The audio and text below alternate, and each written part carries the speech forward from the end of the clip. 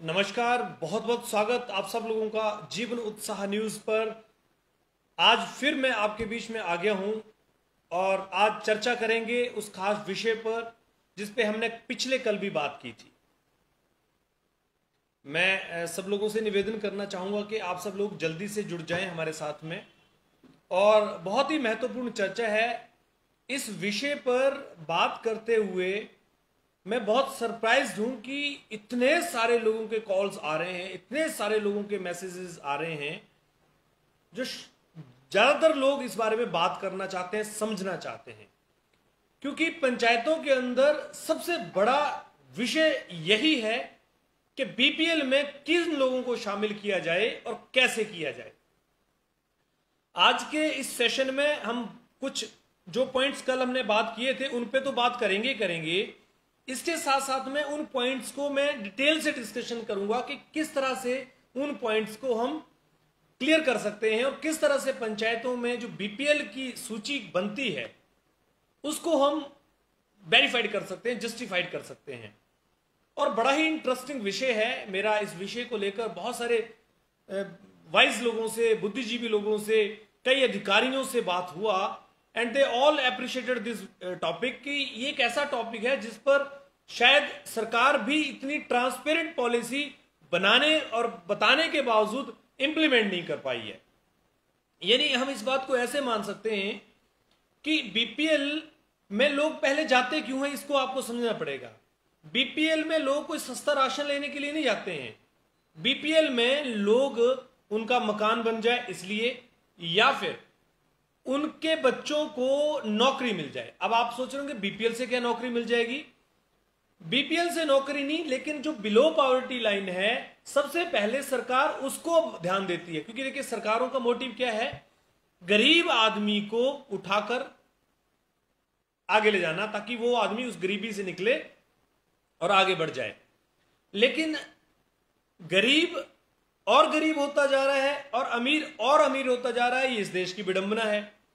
तो जो good governance की बात सरकारें करती हैं, पहली बात तो वहां पर एक सवालिया निशान खड़ा हो जाता है कि गुड गवर्नेंस का मतलब यह है कि कहीं ना कहीं जो व्यक्ति रियल में बेनिफिशियरी है, रियल में जो डिजर्विंग है, उसको वो बेनिफिट वहां तक मिले। तो आप सब लोग काफी हमारे साथ जुड़ चुके हैं। आप सब लोगों का बहुत बहुत मैं स्वागत करता हूं।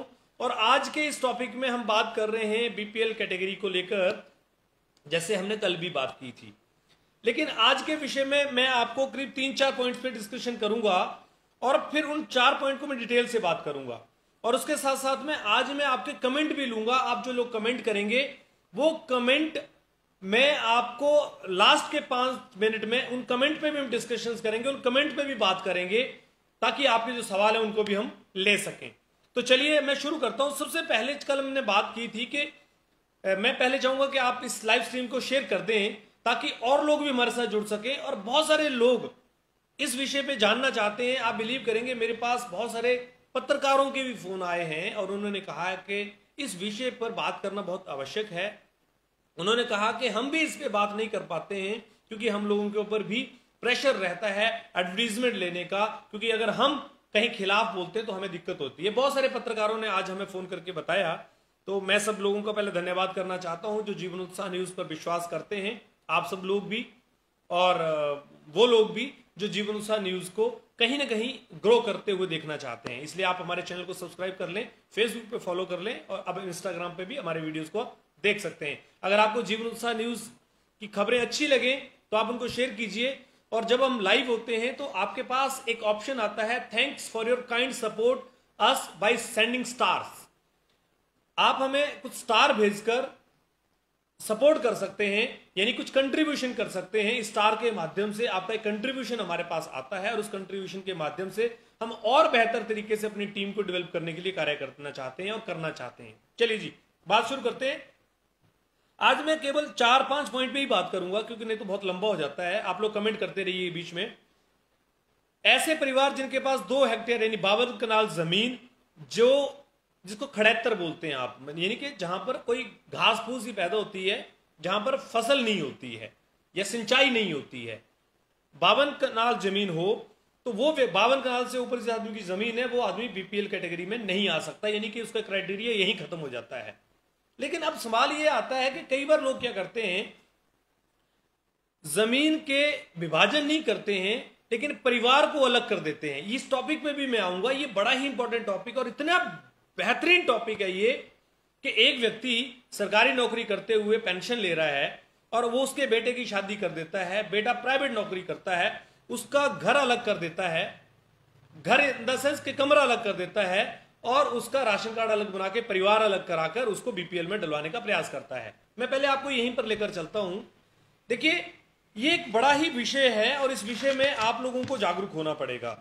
मेरी कई अधिकारियों से बात हुई है, उन्होंने ये कहा है कि हमें 3 पॉइंट्स पे बड़ा महत्वपूर्ण विषय समझना चाहिए। सबसे पहले, एक सर्वे फॉर्म होता है जो कमेटी करती है। उस सर्वे फॉर्म के अंदर पॉइंट्स मिलते हैं, जमीन के पॉइंट्स मिलते हैं, घर के पॉइंट्स मिलते हैं, यानी जो जो भी चीजें हैं उनके सबके पॉइंट्स मिलते हैं। जितने कम पॉइंट होते हैं उतना ही ज्यादा आदमी गरीब माना जाता है और जितने पॉइंट बढ़ते चलते हैं उतने हिसाब से उसकी इनकम बढ़ती चलती है। दूसरा क्या होता है कि पंचायतें क्या करती हैं, बड़ी चालाकी से यहां एक एफिडेविट लेती हैं उन लोगों से कि आपकी फैमिली अलग हो गई है। और अब फैमिली अलग होने का मतलब क्या होता है, पहले आप इसको ऐसे समझिए। जो लोग आप सुन रहे हैं, जो लोग बीपीएल कैटेगरी में आना चाहते हैं या बीपीएल के प्रति जो समझते हैं कि बहुत सारे घपले होते हैं, उसको समझने के लिए देखिए, परिवार का अलग होना मतलब क्या है, उसकी 3 चीजें। नंबर 1, उसका टॉयलेट अलग होना चाहिए। नंबर 2, उसका किचन अलग होना चाहिए। और नंबर 3, उसका घर पूजा करने का स्थान अलग होना चाहिए। ये 3 चीजें अलग होंगी। यानी मान लीजिए घर के 2 कमरे हैं और उन्होंने परिवार को अलग कर दिया। उन्होंने कहा कि ये जी हमारा बेटा है, इसकी शादी होगी, अब इस आदमी का हम राशन कार्ड अलग बनाना चाहते हैं, इससे हमारी बनती नहीं है। बिल्कुल ऐसा ही बोलते हैं कि हमारी लड़ाई झगड़ा होता है, जो हमारी बनती नहीं है, अब इनको हम अलग करना चाहते हैं, तो उनको अलग कर दिया जाता है। लेकिन यहां पर जिम्मेवारी शुरू होती है पंचायत प्रतिनिधियों की, प्रधान, सेक्रेटरी, वार्ड पंच, खासकर इन लोगों की जिम्मेवारी बन जाती है कि जब ये परिवार अलग करने की आवेदन करता है तो उस समय में वो व्यक्ति उनका टॉयलेट, उनका किचन और उनका पूजा कर्म, ये 3 चीजें देखें, क्या वो जहां से अलग हो रहा है वहां से अलग हैं। यहां पर सबसे बड़ा गड़बड़ होता है और मैक्सिमम केसेस के अंदर, मोर देन 60 to 70% केसेस के अंदर ऐसा नहीं होता। यानी कहीं ना कहीं पंचायतें यहीं पर। और एक बड़ी बात यहां देखने में ये आई है कि पंचायत की कोई अकाउंटेबिलिटी यहां है ही नहीं। पंचायत से कोई आकर नहीं पूछता है कि अगर ऐसा नहीं पाया जाता है तो क्या होगा। यानी कि उसको क्रॉस चेक कोई नहीं करता कि पंचायत ने जो जाके चेक किया है क्या वो सही है। पंचायत ने जो सर्वे करके दिया है कि हाँ उसका किचन अलग हो गया है, उसका टॉयलेट अलग हो गया, उसका पूजा का कमरा, पूजा की जगह अलग हो गई है, क्या ऐसा पंचायत करती है तो क्या उसका फॉल्ट मेरिट होना चाहिए। तो यहां गुड गवर्नेंस की जो मैं बात कर रहा हूं सरकारों की, वो सरकारों को इसलिए करना पड़ेगा कि एक आम आदमी का जो अधिकार की आप बात करते हैं और बिल्कुल सरकारें कोशिश करती हैं कि गरीबी रेखा से आदमी उठ जाए, लेकिन जब पंचायतें ही गलत रिपोर्ट बनाकर गलत लोगों को शामिल कर देंगी तो फिर होगा क्या। यही सबसे बड़ा विषय बीपीएल के अंदर है, क्योंकि बीपीएल के अंदर सरकारी नौकरी के लिए अब सबसे पहले डिमांड आती है, बीपीएल के अंदर मकान बनाने की जगह मिलती है, बीपीएल के अंदर बच्चों को एजुकेशन के लिए बहुत सारा कुछ मिलता है, बहुत सारी चीजें बीपीएल में मिलती हैं। तो ये जो प्रश्न है, जो फिजिकल सर्वे किया जाता है कमेटी द्वारा, जब इसके अंक दिए जाते हैं, उस फिजिकल सर्वे को अगर ग्राउंड पे देखकर सही ढंग से किया जाए तो ऐसा हो ही नहीं सकता कि जो डिजर्विंग व्यक्ति है बीपीएल में आने के लिए उसको फायदा ना मिले। हाँ, एक चीज यहां बड़ी जरूरी है जो समझनी है, सरकार ने जो इनकम का सोर्स दिया है 2500 रुपए महीना, सरकार को इसको जरूर रिव्यू करना चाहिए, क्योंकि 2500 रुपए महीना वैसे तो हर आदमी कमाता है आज के समय में, फिर तो कोई भी व्यक्ति मनरेगा इसमें बीपीएल में आएगा ही नहीं, क्योंकि ये बहुत पुरानी बात है। 10, 15, 20 साल पहले जब सरकार ने बीपीएल की ड्राफ्टिंग किया था, ये उस टाइम के बाद कोई बदलाव नहीं हुआ। तो जो 2500 रुपए की बात की गई है, उसको किस कैटेगरी में आंका जाता है, कैसे आंका जाता है, ये आपको यहां पर समझना बहुत जरूरी है। मैं हालांकि आपके इसके कमेंट भी लोग कर रहे हैं, मैं उसको भी। और एक लोगों ने कहा कि ट्रैक्टर्स किसके पास होते हैं तो क्या वो भी बीपीएल में आ सकता है। किसी ने कहा कि गवर्नमेंट कॉन्ट्रैक्टर है क्या, वो भी इसमें आ सकता है। ये सब चीजें जो हैं वो हम बात करेंगे।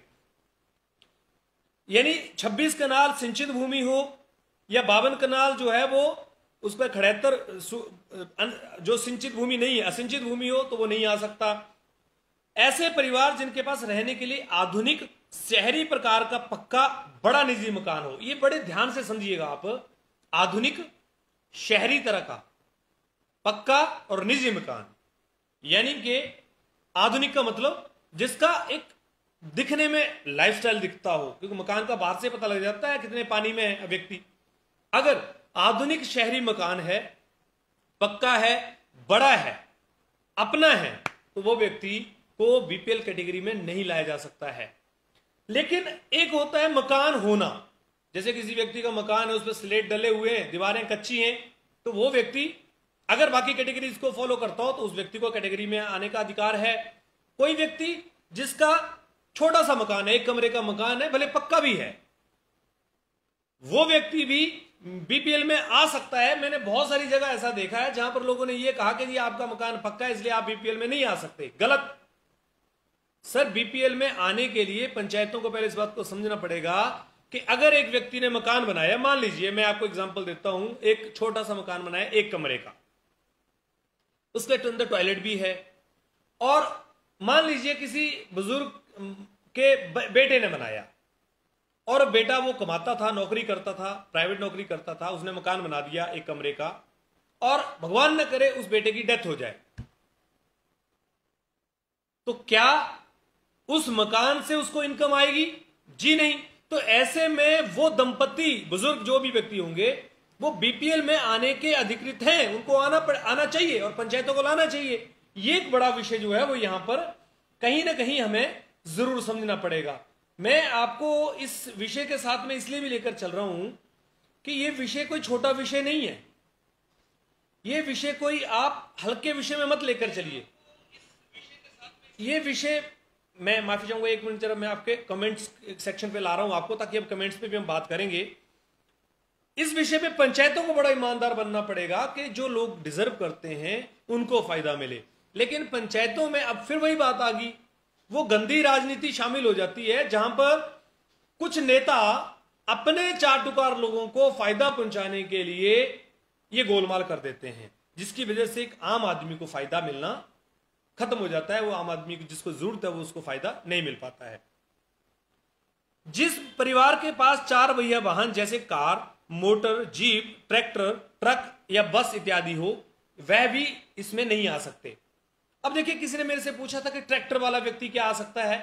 अगर ट्रैक्टर उसके नाम पे है तो वो व्यक्ति बीपीएल में नहीं आ सकता, किंतु अगर उसकी गाड़ी, उसकी ट्रैक्टर उसने अपने मां बाप के नाम रखी हो और खुद वो परिवार से अलग हो गया हो, तो ऐसे में वो जो वहां पर गाड़ी चलाता हो, अगर वो ड्राइवर की तरह गाड़ी चलाता हो, तो आप उसका एक रिकॉर्ड बनाकर, उसका एक एविडेंस प्रूफ देकर, उस प्रूफ को आप एसडीएम साहब के पास जमा कर दें, तो वहां से उसका नाम काटा जा सकता है। अब लोगों को जागरूकता नहीं होती है, जानकारी नहीं होती है, लोग बुरे बनने से डरते हैं। साहब मैं बोलूंगा तो पत्नी क्या हो जाएगा। देखिए भाई साहब, अगर आपके सामने कोई गरीब आदमी जिसको अधिकार था, जिसको मिलना चाहिए था, वो गिड़गिड़ा रहा है अपने अधिकार के लिए और आप सुन के अनदेखा कर रहे हैं, तो आप सबसे बड़े पापी हैं, सबसे बड़े अपराधी हैं। क्योंकि जिस व्यक्ति को जरूरत है उस व्यक्ति की मदद आप कीजिए, और ये गांव के अंदर प्यार होना चाहिए। मैं तो ये कहता हूं कि वो वक्त आए जब लोग बीपीएल में से खुद अपना नाम कटवाएं कि साहब मुझे इस बीपीएल की जरूरत नहीं है, क्योंकि मैं डिजर्व करता हूं, मेरे अंदर योग्यता है, मेरे बच्चों के अंदर योग्यता है, और बच्चे बोलें कि हमारे अंदर योग्यता है, हम डिजर्व करते हैं, हम खुद अपने कैपेबिलिटी, अपने दम पर आगे बढ़ेंगे, ना कि बीपीएल का नाम लेकर बढ़ेंगे। बिलो पॉवर्टी लाइन, गरीबी रेखा के नीचे, आप सोचिए आपके बच्चों को जो बीपीएल में नाम लिखवा लेते हैं और डिजर्व हैं, मतलब ठीक ठाक हैं, उनको कोई दिक्कत नहीं है, वो कोई पैसे की कमी नहीं है, सब ठीक है। अगर उन लोगों के बच्चों को ये बोले कि तू गरीब का बच्चा है, तो उसको कितना बुरा लगेगा। असल बात तो यही है, आपके घर के बाहर यही तो लिखा होता है कि आप बीपीएल परिवार हैं, क्योंकि आपके पास कोई सोर्स ऑफ इनकम नहीं है, कोई इनकम नहीं है। सोचिए आपके बच्चे को अगर ये बोल दे कोई कि आप कितने गरीब हैं, तो उसको कितना बुरा लगेगा। सर जी, आप अपने बच्चों को संस्कार देकर उनको योग्य बनाइए। आप सिफारिश देकर उनको कहीं लगाने का प्रयास मत कीजिए। तो खैर, ये सब लोगों को कहीं ना कहीं जागरूक होना पड़ेगा, और सरकारें उन लोगों को जो वाकई डिजर्व करते हैं बीपीएल में आने के लिए, उनको भेजने के लिए एक पॉलिसी बनाएं ताकि उन लोगों की सही ढंग से वो चीज मिल जाए। तो मैं इस पे अगली बात पे हम करते हैं। हाँ, ये बड़ा सवाल था कि वेतन, पेंशन, भत्ते, मानदेय, मजदूरी तथा व्यवसाय आदि से अगर नियमित मासिक आमदन 2500 रुपए से अधिक हो तो वो व्यक्ति जो है वो नहीं आएगा। लेकिन जो लोग मनरेगा में जॉब करते हैं उनको वो सीजनल माना जाता है। यहां एक चीज और आई है कि अगर कोई व्यक्ति दिहाड़ी लगाता है, मजदूरी करता है, यहां कमेंट भी आया था, अगर दिहाड़ी मजदूरी कोई आदमी करता है तो वो सीजनल में ही काउंट होता है, क्योंकि वो पक्की जॉब नहीं है, कभी मिलती है कभी नहीं मिलती है, तो उस व्यक्ति को बीपीएल में लाया जा सकता है। लेकिन कोई व्यक्ति किसी संस्थान में काम कर रहा है, किसी दुकान में काम कर रहा है, किसी ऐसी जगह पर काम कर रहा है जहां पर उसको रेगुलर वहां से सैलरी मिल रही है, चाहे वो कैश में मिल रही हो, अगर ये प्रूव हो जाए और ऐसा कोई व्यक्ति जिसने बीपीएल में अपना नाम लिखवाया हो और ये प्रूव हो जाए कि वो कहीं पर 5,000 8,000 रुपए कमा रहा है, तो वो व्यक्ति जेल भी जा सकता है, क्योंकि उसने एक एफिडेविट दिया होता है कि उसके पास कोई इनकम नहीं है। तो ये भी एक चीज ध्यान रखना पड़ेगा। अगर आप लोग जागरूक होंगे तो जो गलत लोग हैं वो गलत लोग अपने आप बाहर हो जाएंगे, क्योंकि उनको डर हो जाएगा उस एफिडेविट के ऊपर, जो एफिडेविट उन्होंने दिया था और कर कुछ और रहे थे इसलिए। तो ये चीज जरूरी है जो आप जरूर ध्यान रखें। ऐसा परिवार जिनके घर में कोई सदस्य सरकारी नौकरी या गैर सरकारी नौकरी या नियमित कॉन्ट्रैक्ट पे कार्यरत हो, जिसकी नियमित आय 25 से ऊपर, जो वही बात मैंने कही कि ऐसा कोई व्यक्ति जिसके घर में, लेकिन यहाँ लोग बड़े चालाक होते हैं। वो क्या करते हैं, मेरे सामने 1-2 इशू ऐसे आए जहां पर उन्होंने, पिताजी सरकारी नौकरी करते थे, लड़के की शादी कर दी, लड़का शादी किया तो 6 महीने के बाद में उसको अलग दिखा दिया, रह उसी परिवार में रहा है, खाना भी वही खा रहा है, टॉयलेट भी एक ही है, किचन भी एक ही है, सब कुछ एक ही है, लेकिन नाम बीपीएल में लिख दिया और उसके कमरे के ऊपर बीपीएल भी नहीं लिखा हुआ है, और लिखा भी है तो दोनों कमरों के बीच में जो एक पिलर था उसके ऊपर वहां लिख दिया कि ये बीपीएल परिवार है ये व्यक्ति।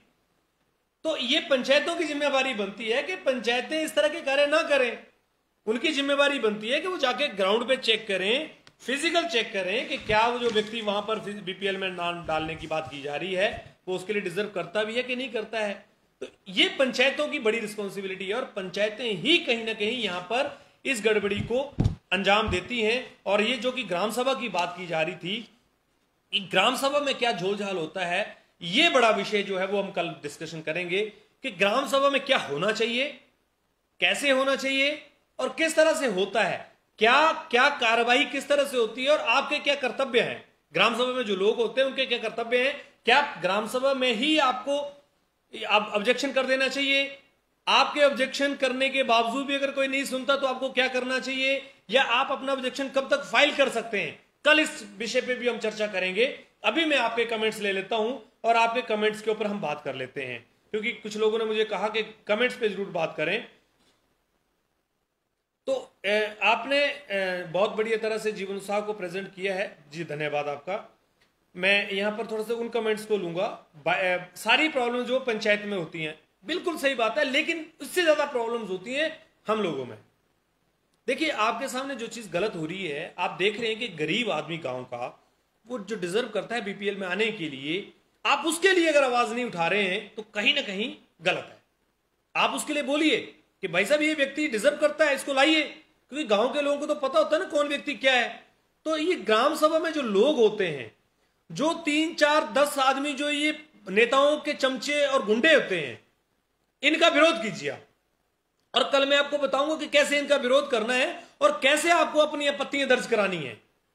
और सरकारों को इसके अंदर एक बड़ा लीक पोल सरकारों ने रखा हुआ है कि ये जो एक फॉर्म होता है, ये जो बीपीएल में जो जिन लोगों के नाम डालने होते हैं, इनको लेकर केवल 7 दिन का टाइम दिया होता है कि 7 दिन के अंदर ये सारी चीजें करें। ये बड़ा इशू है, कल इस पे हम बात करेंगे। और इसमें बोला जी मैं मजदूरी करता हूं, हमारे घर में कोई सरकारी नौकरी नहीं करता है, मैं मनरेगा में भी कार्य करता हूं और मुझे करता हूं, क्या मुझे आईआरडीपी में नहीं लेना चाहिए? बिल्कुल ले सकते हैं आपको, लेकिन बात यह है कि आपको जानकारी होनी चाहिए कि आप किस तरह से अपनी बात को वहां तक पहुंचाएं। होता क्या है कि जो 15-15 सालों से 20-20 सालों में लोग बीपीएल में बैठे हुए हैं, वो जगह नहीं छोड़ते हैं। वो क्यों नहीं छोड़ते हैं? क्योंकि उनका सर्वे गलत हो गया होता है, उनके सर्वे में मैनिपुलेशन हुई होती है। ऐसे लोगों के खिलाफ आप शिकायत लिख के भेजें और इन सर्वे को हम करेंगे। हम इन सर्वे को करेंगे कि क्या वाकई वो व्यक्ति डिजर्व करते हैं उस गांव में। नहीं, मैं एक बड़े अभियान के साथ इसमें आगे काम कर रहा हूं, एक टीम के साथ में। सर बहुत बहुत धन्यवाद आप लोगों का। सही, सभी पंचायतों में गंदी राजनीति हो रही है, बिल्कुल जी। प्रधानों के परिवार आईआरडीपी में है। देखिए ये बड़ा विषय है ना। बिजली का मीटर और पानी का नल भी परिवार अलग होने का आधार होना चाहिए। ठीक है, इस पे भी बात की जाएगी। आधे से ज्यादा लोगों को सरकारी नौकरी नहीं मिल सकती। हमारे भी कच्चा मकान है, ये मोहनलाल शर्मा जी बोल रहे हैं, और वो गिरने वाला है। पंचायत ने मुरम्मत के लिए थोड़ा 4 साल कुछ नहीं दिया। थोड़ा लैंग्वेज साफ लिखा गया, कुछ नहीं मिला और गया। अब खुद पसीना बहा के उसको बनाया। सर क्या करें? अच्छा चलो, पंचायत में इसमें बीपीएल परिवार को सर्वे पंचायत प्रधान से नहीं होना चाहिए, वो अपनों को फायदा देते हैं। ये बहुत बढ़िया पॉइंट आपने कहा, लेकिन मैं आपको यह बताता हूं, यहाँ 3-4 लोग शामिल होते हैं। एक ब्लॉक द्वारा, एक कोई सरकारी कर्मचारी, चाहे वो कोई टीचर हो सकता है, कोई आंगनबाड़ी कार्यकर्ता हो सकती है, आशा वर्कर हो सकती है, एक प्रधान, एक सचिव और एक वार्ड मेंबर। ये 4 लोगों की कमेटी होती है उस सर्वे में। और उस सर्वे के फॉर्म जब जमा होते हैं तो उसके बाद क्या प्रक्रिया होती है, कल हम बात करेंगे, क्योंकि ये एक टॉपिक है, उस पर हम बात करते हुए चलेंगे। बीपीएल में प्रधानों के चेतों को ही डाला जाता है। देखिए ये बड़ी ही दुख की बात है कि ये लोग जो बोल रहे हैं ये बिल्कुल ऐसा ही है। पंचायत प्रधान, सेक्रेटरी व वार्ड पंच की जिम्मेवारी तय होनी चाहिए। गलत रिपोर्ट देने पर सबकी संपत्ति कुर्क होनी चाहिए। ऐसा होता है सर, लेकिन उस रिपोर्ट को निकाले कौन? उस रिपोर्ट को निकालने के लिए सरकार ने जवाबदेही तय नहीं की हुई है, क्योंकि अगर आप कंप्लेंट करें तभी तो जवाब दे। देखिए जब तक आप शिकायत नहीं करेंगे किसी व्यक्ति की, तब तक कोई भी व्यक्ति उसके बारे में कैसे जांच करेगा?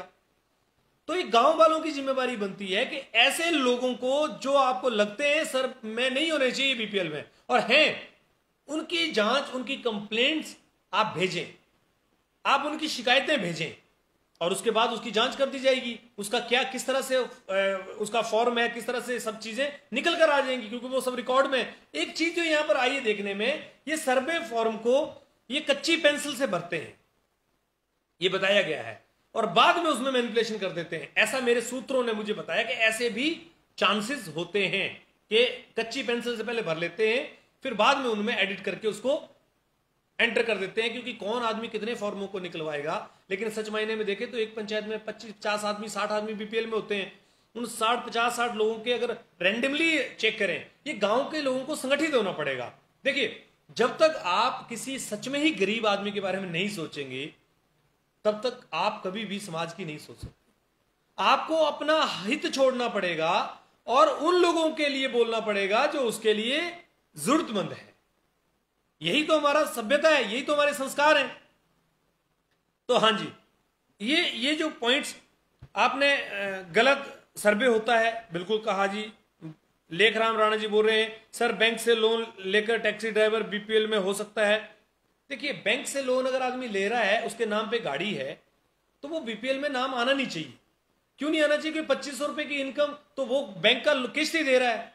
तो बैंक की किस्त अगर वो आदमी दे रहा है, 2-4-5 हजार रुपए गाड़ी की किस्त ही है, 5 हजार की किस्त को आदमी तभी दे सकता है जब 10 हजार रुपए कमा रहा होगा, तो वो उसका नाम नहीं आना चाहिए अगर गाड़ी उसके नाम पे है। लेकिन गाड़ी, फिर वही बात आ गई, अगर उसने अपने पिताजी के नाम पे ले ली और अपने को राशन कार्ड फैमिली अलग करवाकर खुद को बीपीएल में ले लिया, अब उसकी गाड़ी चला रहा है कोई आदमी। अब उस गाड़ी को अगर चला रहा है तो उसका रिकॉर्ड आप दे सकते हैं, उस रिकॉर्ड को आप सामने रखकर कंप्लेंट कर सकते हैं कि देखिए साहब ये आदमी गाड़ी चलाता है, आप 2-4 दिन उसका रिकॉर्ड रखिए, उसके साथ एक आध टैक्सी में चले जाइए, भेज दीजिए किसी को, रिकॉर्ड करिए, पता लग जाएगा। देखिए कुछ एविडेंसेस मांगते हैं, आप इसकी कंप्लेंट भी कर सकते हैं, आप इसकी वीडियो साहब को कंप्लेंट कर सकते हैं, एसडीएम को कंप्लेंट कर सकते हैं, कहीं भी आप इसकी कंप्लेंट कर सकते हैं। अच्छा जी, अगले पॉइंट पे हम आते हैं। और ये मेरे मोबाइल नंबर सर 8626945177। तो ये कुछ कमेंट्स। अच्छा, मिड डे मील वर्कर जो है वो बीपीएल में आ सकते हैं। देखिए, मिड डे मील वर्कर की तो तनख्वाह अगर मान लीजिए 1500 रुपए है तो ऑब्वियसली वो आ सकती है, क्योंकि 1500 रुपए तनख्वाह महीने की, तो वो अगर उसकी तनख्वाह ज्यादा होगी वो इसकी सैलरी पे डिपेंड करता है। अगर उसकी मान लो 1500 रुपए तनख्वाह है तो फिर वो आ सकती है, क्योंकि उसकी सैलरी 2500 रुपए से कम है। क्या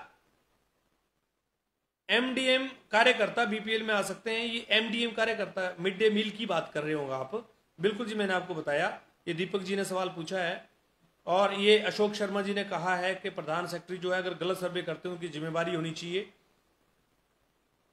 अच्छा, घरों में बीपीएल की जगह लिखा होना चाहिए गरीबी रेखा के नीचे का परिवार। बिल्कुल अच्छा सुझाव है आपका कि ये ऐसा होना चाहिए। यहां पर किसी ने कहा जी कि कोई आपत्ति जतानी है तो 2 अक्टूबर के बाद जतानी है या 2 अक्टूबर से पहले। देखिए, हाँ, ये पॉइंट वैसे तो आपको ग्राम सभा के अंदर ही आपत्ति जता देनी है, लेकिन समस्या क्या, इन लोगों ने क्या गेम खेला हुआ है कि देखिए जी, अगर किसी आदमी का नाम काटना है तो आप बता दीजिए, आप लोग बोलेंगे तो हम किसी का कटा देंगे और उसका डाल देंगे। ये एक राजनीति है। देखिए, अगर सच में ही कोई आदमी का नाम काटना है तो जो कार्यवाही होती है, पहली बात तो कोई भी आदमी कार्यवाही रजिस्टर पर खाली पे साइन करके ना आए। उसके ऊपर जो कार्रवाई लिखी होती है उसके बाद आप लोग साइन करें। ज्यादातर लोग क्या करते हैं, कार्रवाई रजिस्टर पे खाली पे साइन करके आ जाते हैं, अपनी हाजिरी लगा के जाते हैं, बाद में प्रधान और सेक्रेटरी अपनी मर्जी की कार्रवाई उस पर लिख लेते हैं। ऐसा मत करिए। कार्रवाई रजिस्टर जब तक भरा नहीं हो आप लोग साइन मत कीजिए। और मैं आपको बताता हूं, कुछ पैसा भी मिलता है पंचायतों में जब जलास होता है तो पर आदमी के लिए आई थिंक 50 रुपए आजकल है, जो 50 रुपए पर आदमी के डाइट के लिए मिलता है कि वहां पर जो आदमी आए उसके लिए 50 रुपए के हिसाब से उसको खाना पीना दिया जाए, चाय होगी, बिस्किट्स होगी, नमकीन, पकौड़ा, समोसा, खाना जो भी होता है। यहां पर भी हमने कई जगह देखा है कि 2-2 बिस्किट और एक चाय देके रवाना कर दिया जाता है। इस पैसे का भी मिसयूज होता है। ज्यादातर लोगों की ये शिकायतें आई हैं कि कार्यवाही रजिस्टर पर साइन करवा लिए जाते हैं, इसका मतलब ग्राम सभा में पास हो गया। अगर आप लोग ग्राम सभा पूरी नहीं हो और आप उसके ऊपर कार्रवाई लिखने के बाद साइन करें तो फिर ये जो गड़बड़ी है वो अपने आप रुक सकती है। तो कहीं मिड डे मील वर्कर को 2600 रुपए मिलता है, अगर साहब 2600 रुपए मिलता है तो बीपीएल में नहीं आएगी। आईआरडीपी में जो सस्ते राशन वाली है आई थिंक उसमें आ सकती है, लेकिन बीपीएल में नहीं आ सकती। मुझे इसके लिए भी कंफर्मेशन नहीं कि आईआरडीपी वाली आईआरडीपी में आ सकती हैं सस्ते राशन वाले में, पर मैं इसके लिए कल आपको कुछ बात करूंगा। इसके लेकर आपने सवाल किया तो मैं कल इस पे जरूर बात करूंगा। तो ये देखिए सर, आज हमने इस लाइव में बात की है, काफी सारे लोग हमारे साथ जुड़े हैं। मैं आप लोगों को यही कहना चाहूंगा, देखिए, बिना रोए तो मां भी बच्चे को दूध नहीं पिलाती है। आप लोगों को, हाँ, ये देखिए यहां लिखा कार्रवाई 4 बजे के बाद लिखी जाती है, उस टाइम सभी चले जाते हैं। आप लोग इस बात का विरोध कीजिए। पहले तो जो बीपीएल्स में नाम आते हैं उनकी सूची पढ़ते हुए सुनानी पड़ती है, और इवन देन उसके अंक भी बताने पड़ेंगे, उसको कितने अंक किस चीज के मिले हैं। पर समस्या क्या है कि पंचायतों के पास इतना टाइम होता नहीं है और लोग पूछते नहीं है। लोग सिर्फ पकौड़ा खा के, समोसा खा के खुश होकर अपने घर वापस आ जाते हैं, कहते हैं जी हमने जलास पूरा कर लिया। लेकिन सच मायने में उन लोगों को वो जो अधिकार मिलने चाहिए, जिन लोगों को वो मिलनी चाहिए चीजें, वो नहीं मिल पाती हैं। और हमारे देश की सबसे बड़ी विडंबना यही है कि गरीब 1947 से गरीब चल रहा है। लेकिन एक चीज ध्यान रखेंगे आप, इतिहास उठा के देख लीजिए, जिन लोगों ने अपने दम पर गरीबी से निकलकर शिक्षित होकर आगे बढ़ने का प्रयास किया है, वो लोग अमीर बन गए हैं। अरे यार, कब तक गरीबी रेखा के नीचे बैठे रहोगे? शर्म करो यार। अपने बच्चों को इतना कैपेबल बनाओ कि वो मेहनत करें और काम करके आगे बढ़े। बीपीएल के सहारे वो आगे बढ़ भी जाएंगे तो जिंदगी भर बीपीएल ही बन के रहेंगे। यहां तो बहुत सारे लोग हैं जो बीपीएल में कई सालों से बैठे हुए हैं, वो उसका दामन ही नहीं छोड़ना चाहते, वो गरीब ही बने रहना चाहते हैं। मत करिए सर ऐसे।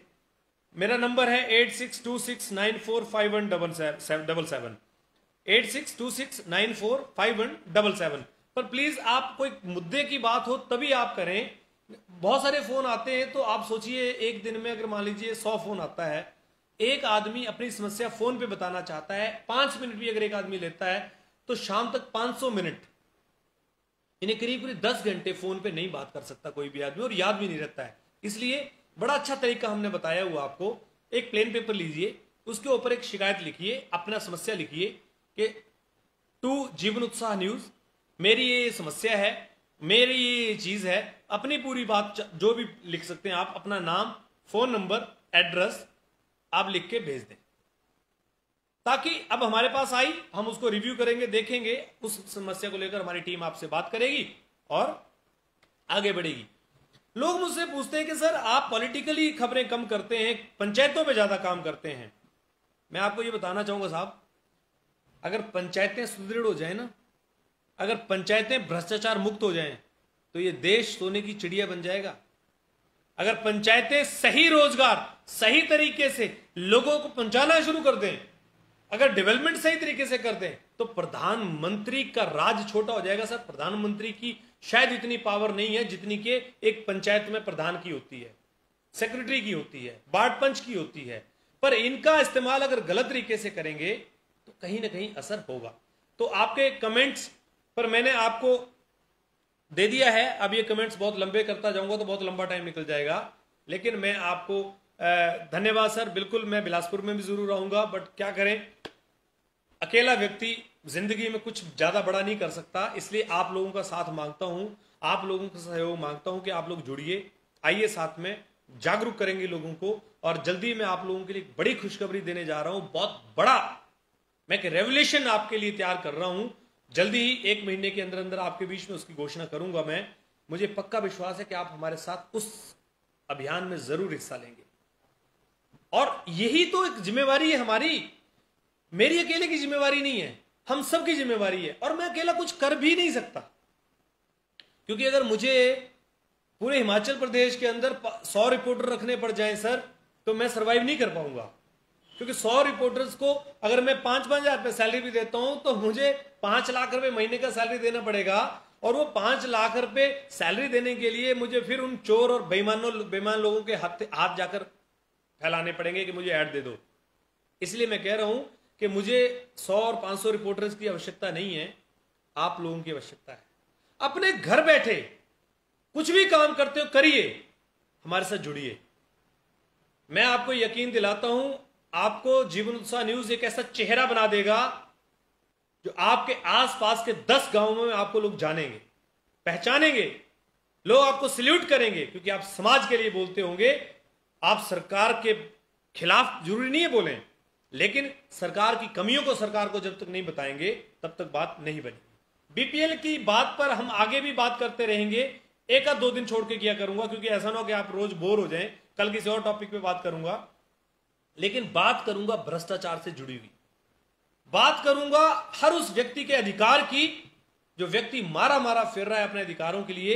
सरकारें तो हर चीज उसको भेजने का प्रयास कर रही हैं, लेकिन चाटुकार चोर लोग जो उसके अधिकारों का हनन कर रहे हैं, जो उसको मिलनी चाहिए सुविधाएं उसका हनन कर रहे हैं, उन लोगों को जरूर सबक सिखाना पड़ेगा और क्रांति होगी। ध्यान रखिएगा, ये जो वक्त है ये बदलाव होगा, और जिस दिन ये बदलाव होगा उस दिन आम आदमी जाग जाएगा, गांव में ग्राम सभाओं में खड़ा होकर बोलेगा। मैं तो सरकारों से यह निवेदन करना चाहूंगा कि ग्राम सभाओं को लाइव रिकॉर्डेड कराएं, मीडिया को इन्विटेशन भेजें कि जितने भी आपके ब्लॉक के पत्रकार हैं, वो जितनी पंचायतें हैं, उनको लाइव रिकॉर्ड करें और उन लाइव रिकॉर्डिंग को सामने रखें कि किस तरह से ये पंचायतों के अंदर जो कार्यवाही होती है, काम होते हैं, वो ट्रांसपेरेंट है कि नहीं है। जीवन उत्साह न्यूज हमेशा ये प्रयास करता है कि आप लोग सच में जागरूक हों, अपने आसपास के लोगों को भी जागरूक करें।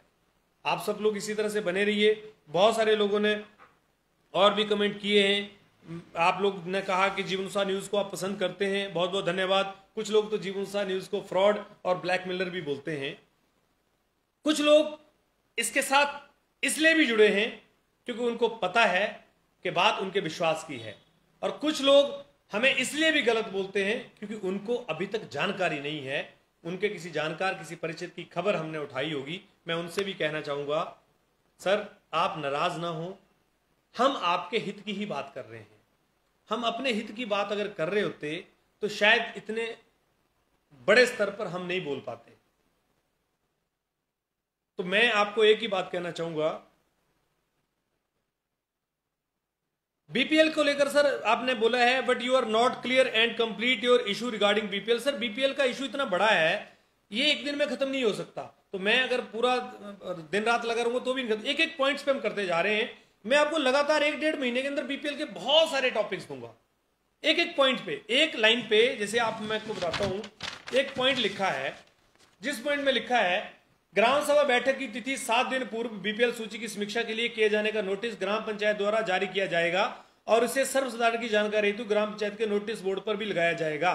वार्ड सदस्यों के माध्यम से भी इसकी जानकारी ग्राम पंचायत के समस्त घरों को दिया जाना सुनिश्चित किया जाएगा। ये एक पॉइंट है ना, इस पॉइंट के ऊपर मैं आपको 3 घंटे बता सकता हूं।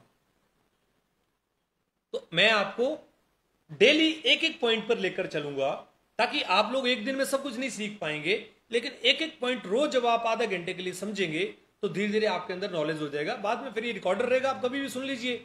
तो कहीं ना कहीं आपको समय तो लगेगा, एक दिन में सब कुछ नहीं होता। भगवान राम को भी रावण को वध करने के लिए लगभग 1 साल लग गया था।